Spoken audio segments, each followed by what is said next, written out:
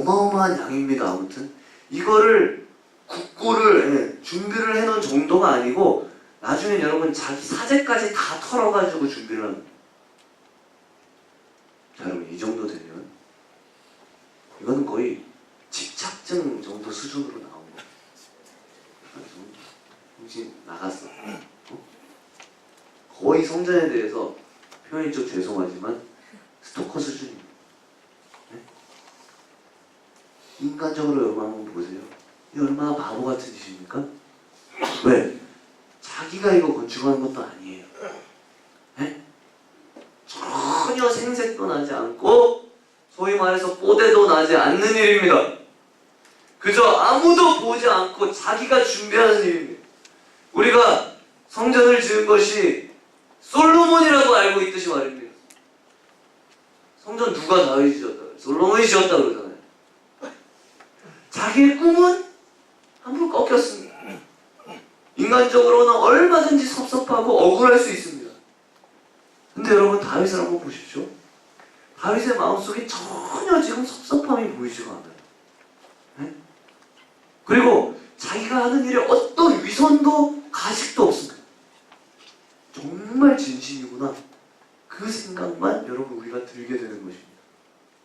성경을 보면 볼수록 우리 속담에 재주는 곰이 부리고 돈은 주인이 받는다.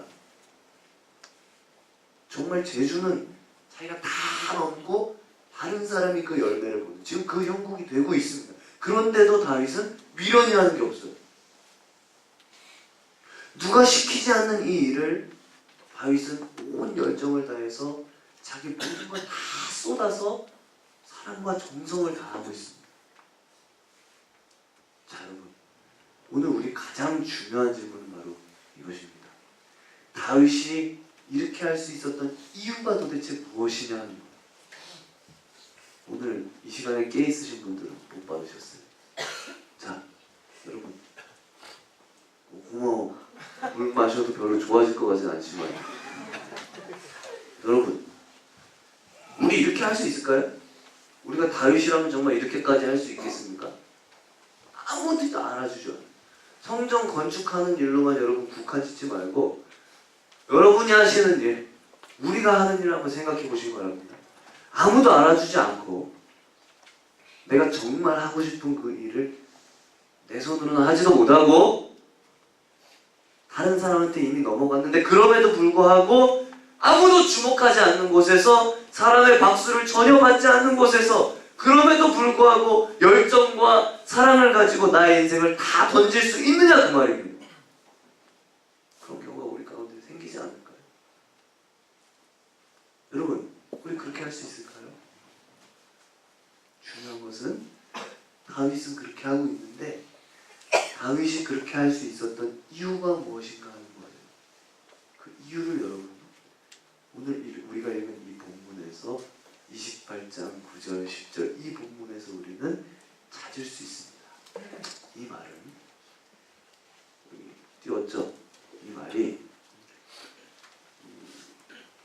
다윗이 그 아들 솔로몬에게 유언과도 같이 남기는 마지막 한마디입니다. 오늘 성경 여러분 주의해서 읽어야 되는데 다시 한번 읽어보겠습니다. 9절 10절 시작. 내 아들 솔로몬아 너는 네 아버지의 하나님을 알고 온전한 마음과 기쁜 뜻으로 섬길지어다. 왜? 여호와께서는 모든 마음을 감찰하사 여러분 모든 의도를 아시나니. 이 의도란 말이 사람이 가지고 있는 의도 이것입니다. 모든 의도를 아시나니 너가 저를 찾으면 만날 것이요 만일 네가 그를 버리면 그가 너를 영원히 버리시리라. 여러분 다윗이 남기는 이 마지막 한마디 속에 우리는 정말 온 머리에서 발끝까지 전기가 흐르는 것 같은 아주 엄청난 한마디의 고백을 다윗이 하고 있습니다. 하나님은 어떤 하나님이냐? 우리 마음의 의도를 알고 계시는 하나님이라는 것입니다.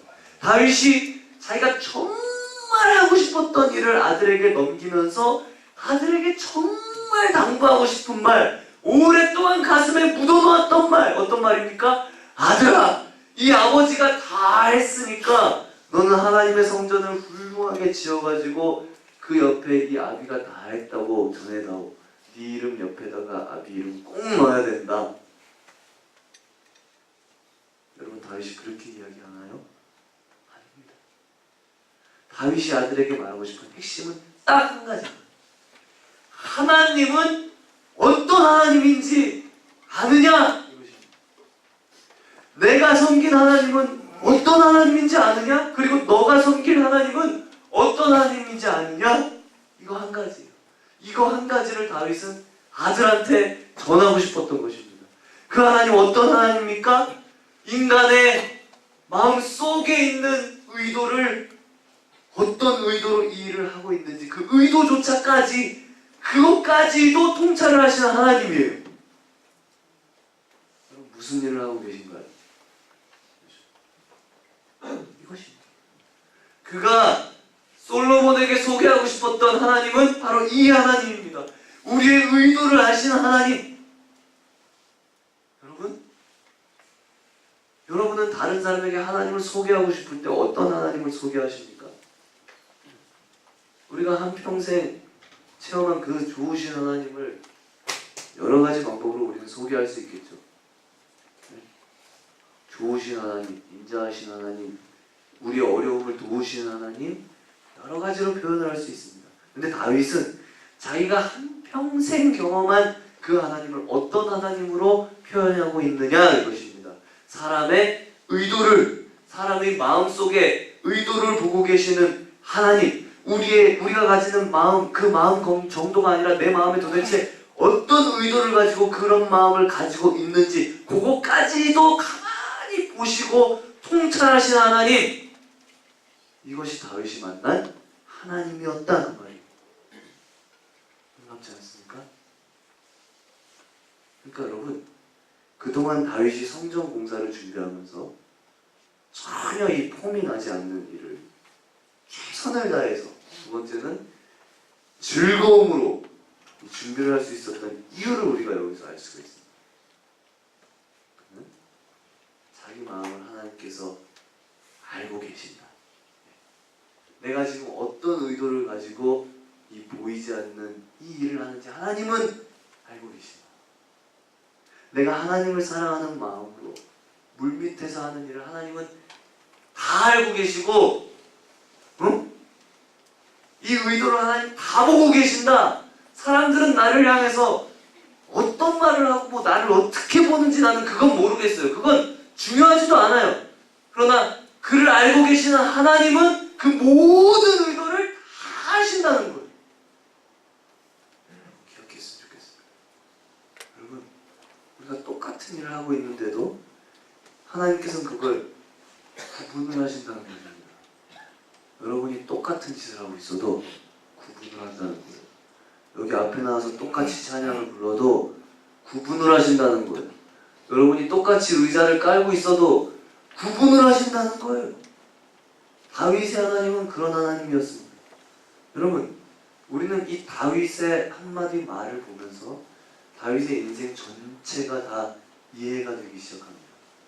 아, 다윗이 왜 그런 일을 했는지, 나머지 다윗의 인생에 일어났던 모든 일들이 하나씩 하나씩 다 이해가 되기 시작합니다.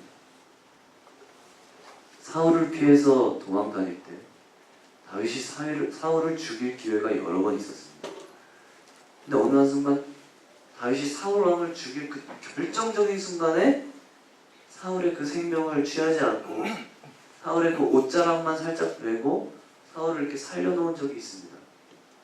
근데 여러분, 그 일 있고 나서 성경에 뭐라고 되어 있나 보니까 다윗이 자기의 양심에 찔렸다 그랬어요. 자기의 양심이 아팠다 그랬습니다. 왜 그랬을까요? 훌륭한 일 한 거 아니야? 안 죽였는데? 왜 양심이 왜 아파? 다윗의 마음 속에는 사울을 살려야 된다는 것을 알고는 있지만 자기 마음속에 어떤 마음이 드는가 하니까 이 사울을 한순간 죽이고 싶은 겁니다.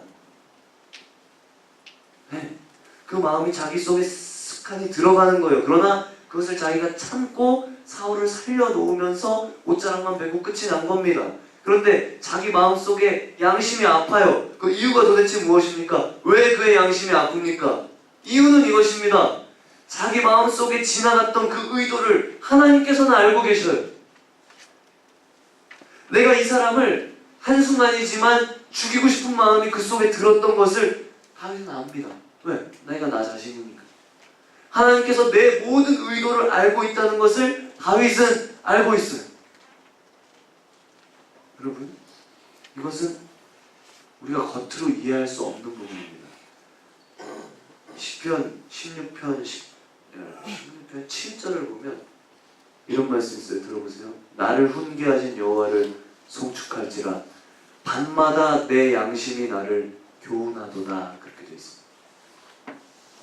다윗의 마음에 그 심장이 뛰고 있는 그것이 다윗과 하나님 사이에 일어나고 있는 그 일을 아무도 사람들은 몰라도 다윗은 알고 있습니다. 내 속에 어떤 의도가 있는지, 어떤 마음으로 내가 이 일을 하면서 내가 살아가고 있는지 이걸 하나님께서는 다 알고 계신다는, 안다. 그래서 밤마다 뛰고 있다는 거예요. 가슴이. 한마디로 말하면 여러분, 다윗의 인생은 그의 양심이 하나님 앞에 메인 인생, 양심이 매여 있어요. 그의 양심이 하나님 앞에 메인 인생, 24시간 그의 양심이 하나님 앞에 매여 있는 인생. 종교개혁을 했던 마틴 루터가 보너스 회의에서 생명을 내걸고 하는 말이 한마디 있죠. 수많은 적들 앞에서 루터가 했던 한마디 말은 뭔가 하니까 지금 내 양심이 하나님과 연결이 되어 있습니다. 지금 내 양심이 하나님과 연결되어 있습니다. 다윗은 어떻습니까? 한평생 24시간 그의 양심이 하나님 앞에 매여 있는 것입니다. 매여 있는 것. 여러분, 다윗의 인생을 관통하는 가장 중요한 한 가지 원리는 여기에 있습니다. 내 마음의 의도를 알고 계시는 하나님, 보고 계시는 하나님. 만약에 여러분, 누군가가 다윗에게 이렇게 말을 한다면 어떨까요? 당신은 서럽지도 않느냐? 속상하지도 않아? 아니, 아무도 알아주지도 않는 그 일을 하는데 뭘 그렇게 열정을 다해서 그 일을 하느냐? 그렇게 한다고 누가 알아주느냐? 당신 혼자만 힘들고 당신 혼자만 지쳐서 나가 떨어지지 누가 도대체 그 일을 안다고 그렇게 하느냐? 제가 이렇게 하다 보니까 4월달, 5월달 되니까 소그룹들도 막 이렇게 리더들 마음이 너덜너덜해지는 소그룹도 많은 것 같고 그런 것 같아요. 여러분, 누가 알아주는 사람이 없잖아요. 근데 그때 다윗이 뭐라고 대답할까요? 아마 제 생각에는 다윗이 웃을 거예요. 어리석은 인생이요. 당신은 하나님이 누군지는 몰라. 하나님은 우리 마음의 의도를 보고 계시는 하나님. 사람들은 나를 미쳤다고 해도 나는 상관이 없어요. 성전을 짓는 일에 비해서 내가 하는 일이 너무너무 시시해 보이고 아무에게도 뽀대가 나지 않아도 그러나 나에게는 너무너무 중요하고 의미가 있고 보람이 된다. 왜? 그분이 내 의도를 보고 계시니까. 내가 아무도 하지 않는 그 일을 어떤 의도로 하고 있는지 그분이 보고 계시기 때문에 나는 여기에 대해서 조금도 마음의 어려움이 없다. 자, 여러분, 오늘 우리에게 이 신앙이 있습니까? 뒤집어서 한번 생각해 보십시오. 만약에 여러분 우리가 이 신앙이 없다면, 아니면 우리가 이 신앙이 약해진다면 우리가 어떻게 될까요? 우리는 근본적으로 하나님 앞에 가짜로 나타날 수밖에 없습니다. 이 문제가 중요한 이유는 바로 여기에 있습니다.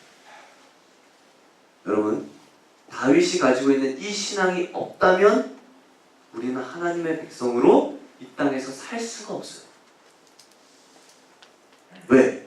하나님 백성으로서 우리가 이 땅에 살려면 가장 먼저 해야 될 일 한 가지가 무엇인가? 그것은 우리의 양심이 하나님께 매여 있어야 합니다.